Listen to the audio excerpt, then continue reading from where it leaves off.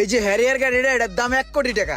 গাড়িটা fully fresh, হালকা পাতলা সমস্যা আছে কিনা মনে করেন 2-4 লাখ টাকার ঘষা মাজা দিলে গাড়িটা ক্লিয়ার হয়ে যাবো। হ্যারিয়ার গাড়ি, নিউ শেপের গাড়ি ভাই। ঠিক আছে ভাই, এখন আপনি কি কন? দেখেন ভাই গাড়িটা দেখেন ভালো করে। এই যে সামনের দরজাটা ভিতরে দেখেন, পিছনের সাইডটা দেখেন, একদম ক্লিয়ার, ফুললি ফ্রেশ।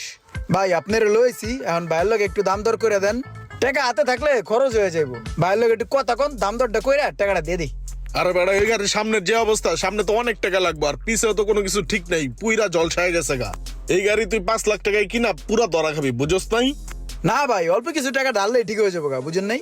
ভাই টাকা পয়সা হাতে থাকলে টাকা পয়সা যা খরচ হয়, বুঝেন নাই? এই কারণে আমি চাইতেছি গাড়িটা কিনা টাকাটা আটকে আলাই, গাড়িটারে হালকা পাতলা বাড়ি বুড়ি দিয়া ঠিকঠাক করে চলাই। আর তোর টাকা খরচ হয়ে যাবে, এই ভয় থাকলে তুই টাকাটা আমার কাছে দে, ভাই আসি না ভাই, তোর ভালো একটা গাড়ি দেখে কিনা দিমু। তুইও নলেজে রাখ, খুঁজতে থাক, পাইলে 2 ভাই মিলে দেখে কিনালামু। না, আপনি যে কথাটা কইছেন এই কথাটা ভালোই কইছেন, বুঝছেন ভাই? তাহলে এক কাজ করেন ভাই,